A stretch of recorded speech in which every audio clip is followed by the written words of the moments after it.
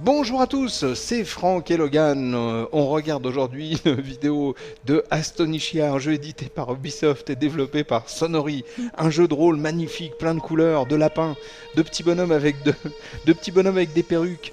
Et c'est sorti le 22 juin, c'est pour les 12 et plus. Alors on a fait la vidéo de Popolo Croix, alias Popolo Croix. Et c'est vrai qu'il y a beaucoup de similitudes, sauf que celui-là est vraiment conseillé aux amateurs voilà, du genre. Aux amateurs du genre. Donc bah écoute, on va te laisser un petit peu, toi qui a gentiment fait le tour de Astonicia Story, on va peut-être te laisser expliquer un petit peu les tenants aboutissants. Donc vas-y, on t'écoute, on est tout Twix. Eh bien déjà, je vais en profiter pour apporter une petite précision à Popolo Croix, puisque je crois que je n'avais pas précisé, même si on le voyait dans la vidéo, que c'était le frère de Astonicia. Voilà, une histoire de consanguinité, enfin un truc assez scabreux, enfin voilà. Bref, on va pas revenir là-dessus. Non, c'était pour dire que le système de combat, donc je sais pas si on va pouvoir le voir là, était proche de celui d'un tactical RPG.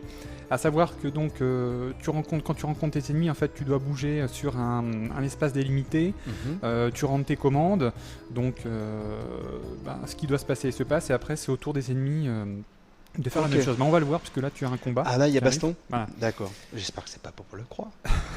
J'espère pas non plus. J'ai surgi d'un coup. Alors ce qui est génial dans ce jeu... C'est l'homme au gâteau d'anniversaire sur la tête, alors lui, attention. Mais ce qui est génial dans ce jeu, bon, tu peux fuir, comme tu le vois ici. Donc là, je pense que ça ne va pas fonctionner. Démonstration. Bon, ça a fonctionné. Mais bon. C'est ce qui est rare. Oui et non. Non, ce que je voulais dire en fait, c'est que le jeu est très difficile. Tu es obligé de faire beaucoup de level up. Le level up est fastidieux. Donc au bout d'un moment, t'en as marre, ça te gave. Et ce qui est très énervant en fait dans ce jeu, tout du moins au début, puisque j'aurais voulu y jouer beaucoup plus. Et malheureusement, à cause de la difficulté, j'ai très peu avancé pour être honnête. Donc là, tu vois en fait que tu peux écraser les souris. Pourquoi, comment, on ne sait pas, mais enfin bref, tu peux le faire. C'est bien, il faut des fois ça détend. Ouais. Et qu'est-ce que j'allais dire? Moi j'ai oublié. Que t'as pas pu aller... Ah oui, que j'ai pas pu aller bien loin, puisque en fait le jeu... n'en vaut pas la chandelle, non, ça n'a rien à voir. Ouais, bon, quelque part. Non, le jeu en fait t'oblige à faire beaucoup de level up. Ouais, c'est pénible. Et c'est embêtant parce que tu peux rencontrer, tout comme dans Popolo Croix, beaucoup de personnages.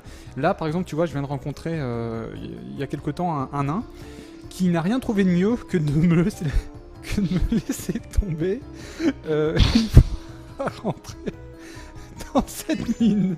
Ce qui est un peu dommage. Surtout que le nain avait un beau gabarit, une belle barbe, une belle hache. Et oui, et pourtant il a fui, il est retourné dans ses mines. Et bah oui. Et là, celui-là en l'occurrence, c'était vraiment un fourbe. Ouais, mais alors là, tu vois le problème. C'est que t'es tout seul. C'est que je me retrouve à 1 contre 7, ce qui est bon, à 1 contre 3 dans ce cas de figure. Dans le meilleur des cas, mais sinon c'est vrai que c'est souvent 1 contre 7 ou enfin pas 1 contre beaucoup quoi. Ce qui est embêtant quoi, et surtout que là tu vois en fait dans cette partie du jeu, je ne peux plus revenir dans un village pour acheter des objets de soins. D'accord. C'est assez gavant au bout d'un moment. Oui, d'accord, en effet c'est hardcore. Ouais. Donc, aïe. Et c'est dommage parce que le jeu, au demeurant, bon, l'histoire, comme je te dis, j'ai pas assez avancé en fait pour me faire une idée définitive. Bon, il y a pas mal de poncifs du genre, c'est peu original. Ouais. Mais ça se laisse voir puisque graphiquement, c'est assez gentillé. Oh, ben là, voilà. Et voilà, je suis mort. Ah non, j'ai de la chance. Voilà, tu peux fuir. Je peux prendre aussi des pains. Ah bon?